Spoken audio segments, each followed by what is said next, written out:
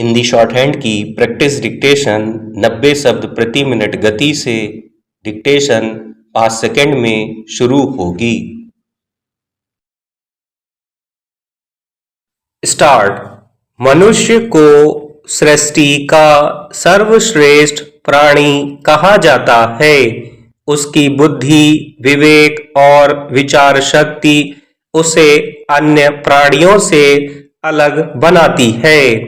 अगर हम गहराई से सोचें तो पाएंगे कि मनुष्य अपनी तमाम उपलब्धियों के बावजूद अभी भी बहुत कुछ नहीं जानता।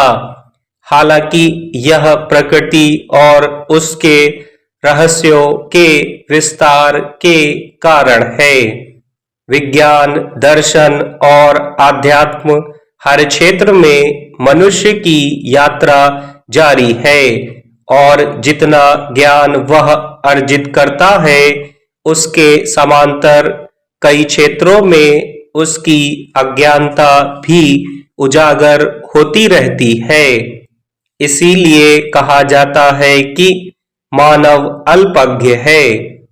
मनुष्य ने चांद और मंगल तक अपनी पहुंच बनाई, महासागरों की गहराई नापी और पृथ्वी के छोर तक यात्रा की, लेकिन आज भी वह अपने ही मन की गहराई नहीं माप पाया है। हमारी भावनाएं, चेतना और हमारे विचार किस ढंग से काम करते हैं, यह आज तक रहस्य ही बना हुआ है। मनुष्य जितना ब्रह्मांड को जानने की कोशिश करता है, उतना ही वह अपने भीतर झांकने से कतराता है।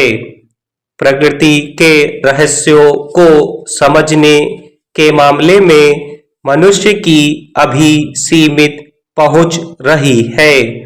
विज्ञान ने भूकंप, ज्वालामुखी, सुनामी जैसी प्राकृतिक घटनाओं का कुछ अनुमान लगाना सीखा है, पर उन्हें रोक पाने की शक्ति आज भी उसके पास नहीं है। मौसम के पूर्वानुमान की तकनीक विकसित हुई है, फिर भी अचानक आने वाले आंधी तूफान या बाढ़ जैसी आपदाएं मनुष्य को उसकी असहायता का एहसास कराती है। यह सब प्रमाण है कि प्रकृति के विस्तार के समांतर मनुष्य अभी भी ज्ञान की सीढ़ियों के शुरुआती सोपान पर खड़ा है। ऐसे संदर्भ अक्सर सामने आते रहते हैं कि जब जब मनुष्य ने इस बात पर गुमान किया कि वह सब कुछ जान चुका है, तभी कोई नई खोज या आविष्कार उसकी भूल को उजागर कर देता है।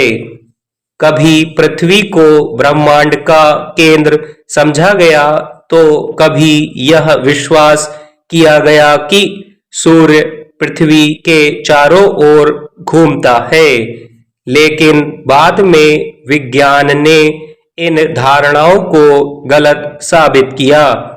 इससे स्पष्ट है कि हमारी जानकारी समय और परिस्थिति के अनुसार बदलती रहती है। मानव जीवन का सबसे बड़ा रहस्य उसका जन्म और फिर उसकी मृत्यु है। आज तक कोई वैज्ञानिक यह स्पष्ट नहीं कर पाया कि आत्मा क्या है और मृत्यु के बाद जीवन का क्या स्वरूप होता है। धर्म और दर्शन ने इसके अलग अलग उत्तर देने का प्रयास किया है, लेकिन कोई भी अंतिम सत्य तक नहीं पहुंच सका।